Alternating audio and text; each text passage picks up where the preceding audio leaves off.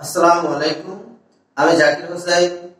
অষ্টম শ্রেণীর সুপ্রিয় শিক্ষার্থীরা, তোমরা কেমন আছো? আশা করি সকলেই ভালো আছো।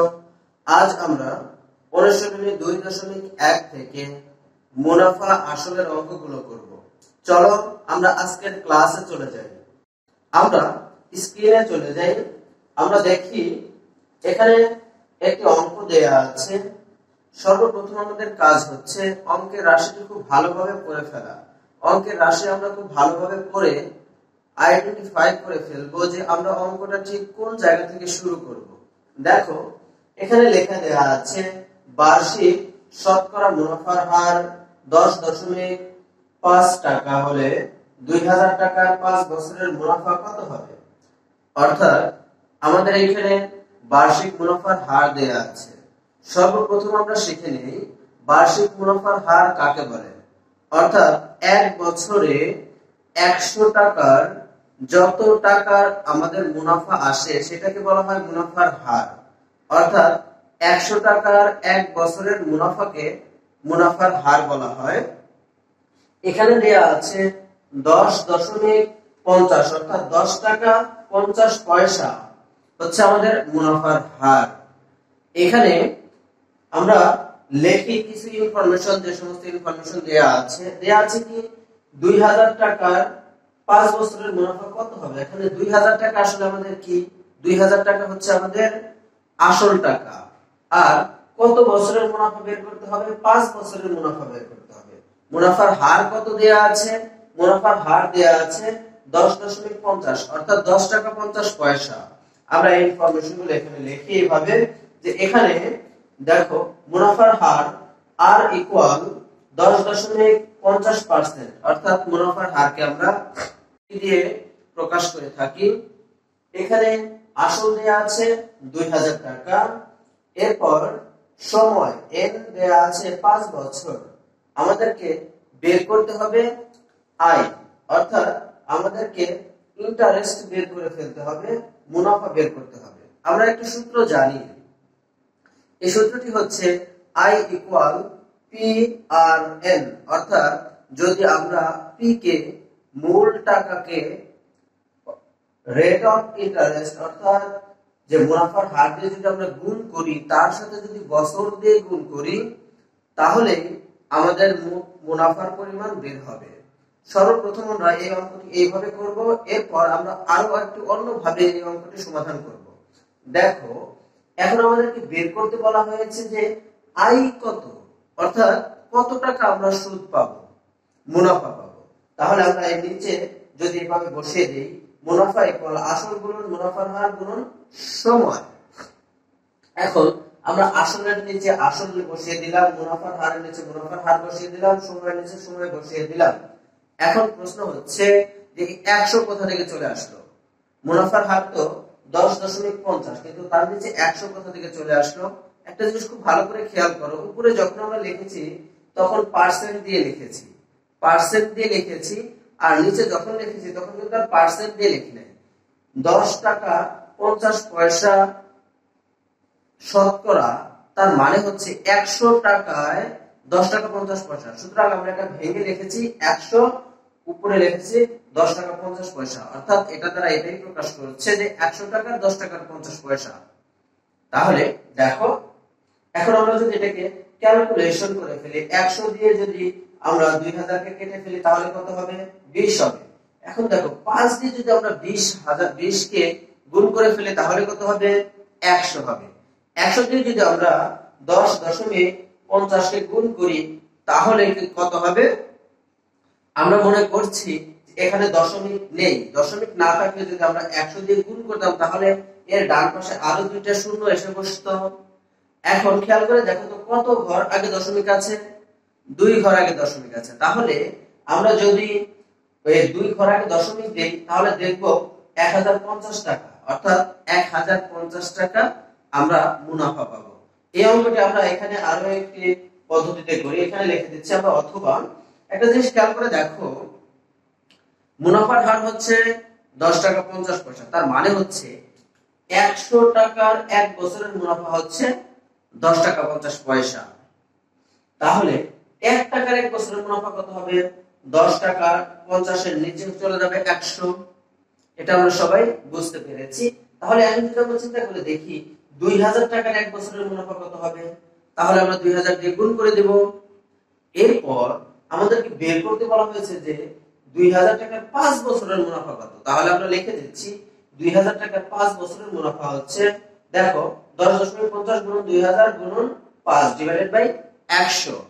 এখন আমরা এটাকে যদি কেটে ফেলি, কিভাবে কাটবো দেখো, এই 100 দিয়ে যদি আমরা 2000 কে কেটে ফেলি তাহলে হবে 20। তাহলে 5 20 হচ্ছে 100, আর 100 দিয়ে যদি আমরা 10 টাকা 50 পয়সাকে গুণ করি তাহলে হবে 1050 টাকা। সুতরাং মুনাফা হচ্ছে 1050 টাকা। আমরা এই অঙ্কটি যে কোনো ভাবেই সমাধান করতে পারি, এই দুই ভাবে আমরা দেখালাম।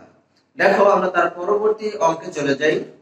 এখানে দেখো আরো একটি অঙ্ক দেয়া আছে, বার্ষিক মুনাফা শতকরা 10 টাকা থেকে কমে 8 টাকা হলে 3000 টাকার 3 বছরের মুনাফা কত কম হবে।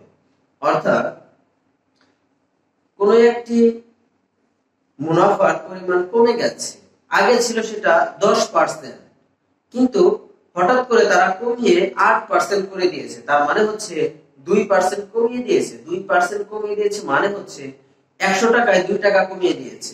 আমরা যদি এটাকে এভাবে লিখে ফেলি যে মুনাফার হার কমে 8 বিয়োগ 10 বিয়োগ 8 ইকুয়াল 2 টাকা, তাহলে 100 টাকায় এক বছরে কমে হচ্ছে 2 টাকা। মুনাফার হার মানেই হচ্ছে 100 টাকায় এক বছরের মুনাফা। সুতরাং যেহেতু 2 টাকা মুনাফার হার কমে গেছে, তার মানে হচ্ছে 100 টাকায় এক বছরে 2 টাকা কমে গেছে। তাহলে আমরা যদি এখানে লিখে দিই 1 টাকায় এক বছরে কত টাকা কমে গেছে, 2 ডিভাইডেড বাই 100। তাহলে দেখো 3000 টাকায় এক বছরের মুনাফা কত টাকা কমে গেছে, তাহলে আমরা 3000 দিয়ে গুণ করে দেব। আমাদেরকে বের করতে বলা হয়েছে যে 3000 টাকা 3 বছরে কত টাকা কমে গেছে। আমরা এভাবে লিখে দিচ্ছি যে 3000 টাকা 3 বছরে কমে, তো 3 দিয়ে আবার গুণ করে দিলাম। এখন আমরা যদি এই 100 দিয়ে 3000 কে কাটি তাহলে কত হবে, 30 হবে। দেখো এখন 30 কে যদি আমরা 2 দিয়ে গুণ করি তাহলে হবে 60, অথবা যদি আমরা 3 দিয়ে 30 কে গুণ করি হবে 90, 90 কে যদি আমরা 2 দিয়ে গুণ করি হবে 180। তার মানে হচ্ছে 180 টাকা কমে গেছে, মুনাফা কমে হবে 180 টাকা। কত টাকা, 3000 টাকা 3 বছরে আমরা যে মুনাফা পেতাম তা 180 টাকা কমে গেছে। এই জিনিসটাকে আমরা আরো একটু বিশ্লেষণ করি। দেখো 3000 টাকার 10% মুনাফা হলে আসলে আমরা কত পেতাম। আমরা আসলে পেতাম হচ্ছে, দেখো 3000 কে যদি আমরা 10% করি তারপরে যদি 3 দিয়ে গুণ করে দেই, যেহেতু 3 বছরের মুনাফা বের করব, তাহলে কত হয়, 3000 কে যদি আমরা 10% করি হবে 300, 300 কে যদি আমরা 3 দিয়ে গুণন করে দেই তাহলে হবে 900। আমরা এখানে মুনাফা পেয়ে যাব 900 টাকা। এখন আবার দেখি যে 8% হওয়াতে কত টাকা আমরা মুনাফা পাই। 3000 টাকার 8% হবে 240 টাকা। 240 এর সাথে যদি আমরা 3 দিয়ে গুণ করি তাহলে 3 24 72 720 টাকা। এখন একটু খেয়াল করে দেখো, আমরা যদি 10% মুনাফা পেতাম 900 টাকা, যেহেতু কমিয়ে 8% করে দেওয়া হয়েছে পাচ্ছি 720 টাকা। এখন দেখে আসলে আমরা কত টাকা কম পেয়েছি। 720 যদি আমরা 900 থেকে বিয়োগ করে দেই তাহলে দেখো 180 টাকা, অর্থাৎ আমরা 180 টাকা কম পেয়েছি। এখন আমরা সবাই বুঝতে পেরেছি। এর পরবর্তী অঙ্কে আমরা চলে যাই। দেখো এখানে আরো একটি অঙ্ক দেওয়া আছে, বার্ষিক শতকরা মুনাফা কত হলে 13000 টাকা 5 বছরে মুনাফা আসলে 18850 টাকা হবে। এখানে আমাদের মুনাফার পরিমাণ এখানে দেয়া নাই এবং কত পার্সেন্ট মুনাফা আমাদেরকে দেয় সেটিও দেয়া নাই, আমাদেরকে সেটি বের করতে বলা হয়েছে। তাহলে এখানে কি কি ইনফরমেশন দেয়া আছে, মুনাফা আসলে কত টাকা হয় সেটি দেয়া আছে আর আসল দেয়া আছে। তাহলে আমরা এই দুইটার ডিফারেন্স যদি বের করি তাহলে আমরা মুনাফার পরিমাণ পেয়ে যাব। আমরা এভাবে বের করে নিই যে এখানে দেখো আসল হচ্ছে 13000 টাকা, আসলকে আমরা পি দিয়ে প্রকাশ করি। এরপরে দেখো মুনাফা দেয়া আছে, তাহলে এখন আমরা মুনাফা কিভাবে বের করতে পারি, আসল থেকে মুনাফা এবং আসল থেকে যদি আমরা আসলকে সরিয়ে নিয়ে আসি তাহলে আমরা মুনাফার পরিমাণ পেয়ে যাব।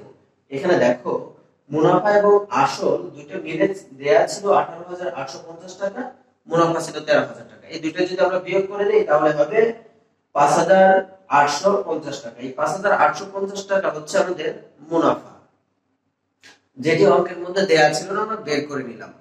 এখন আমাদেরকে বের করতে হবে যে এই মুনাফার হার কত। এখানে আরো একটি ইনফরমেশন দেয়া আছে, সেটি হচ্ছে এন, অর্থাৎ কত সময় দেয়া আছে 5 বছর। আমাদেরকে বের করতে হবে মুনাফার হার, অর্থাৎ আর ইকুয়াল হোয়াট। এখন আমরা একটি সূত্র জানি, তাই না? আমরা জানি I equal P R N, অর্থাৎ P into R into N.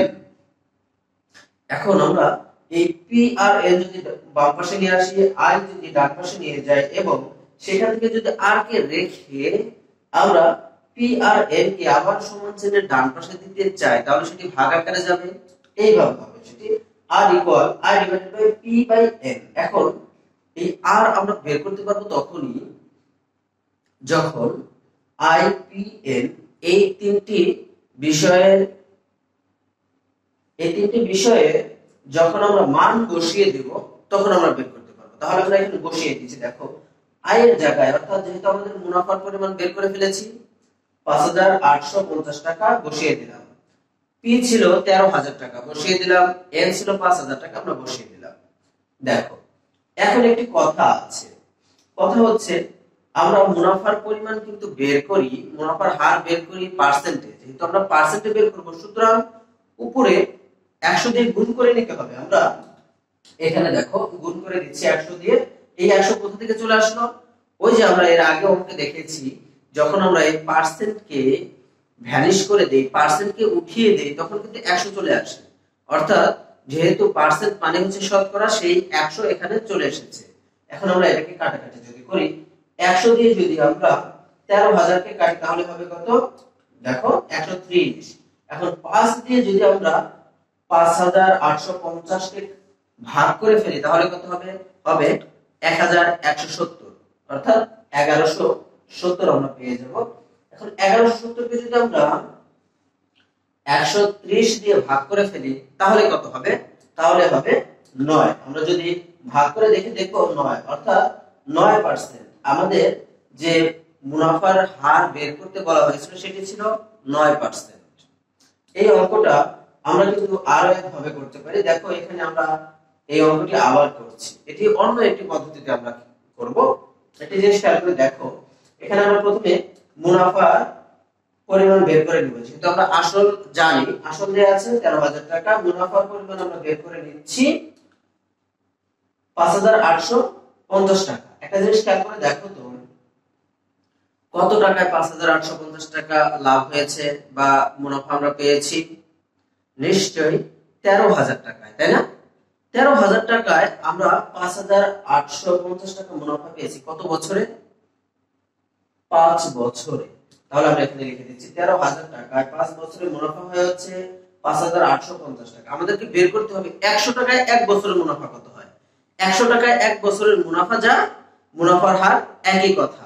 তাহলে আমরা লিখে দিচ্ছি যে 1 টাকায় 5 বছরের মুনাফা হবে, তাহলে নিশ্চয়ই 13,000 নিচে চলে আসবে। এরপরে লাইনে যদি আমরা লিখে দিই 1 টাকায় 1 বছরের মুনাফা কত হবে, তাহলে 5 নিচে চলে গেল। এখন আমরা যদি এটাকে লিখে দেই যে 100 টাকায় 1 বছরের মুনাফার পরিমাণ কত, তাহলে দেখো আমরা 100 দিয়ে গুণ করে দিলাম। এখন আমরা যদি সে আগের নিয়মে কেটে ফেলি, এই কাটাকাটিটা কিন্তু আমাদের আগে যে অঙ্কটা করেছিলাম ওইখানে গিয়ে এক রকম হয়ে গেছে, মিলে গেছে। তাহলে 100 দিয়ে আমরা 13,000 কে কাটলে হবে 130, 5 দিয়ে যদি আমরা 5,850 কে কেটে দেই তাহলে হবে 1,170, 1,170 কে যদি আমরা 130 দিয়ে ভাগ করে দেই হবে 9। এই হচ্ছে আমাদের 9%, অর্থাৎ মুনাফার হার 9%। আজকে আমরা যে তিনটি অঙ্ক করলাম, এই তিনটি অঙ্ক তোমরা বাসায় আবার করে ফেলবে, হোমওয়ার্ক করে ফেলবে। সবাইকে ধন্যবাদ। আসসালামু আলাইকুম ওয়া রাহমাতুল্লাহ।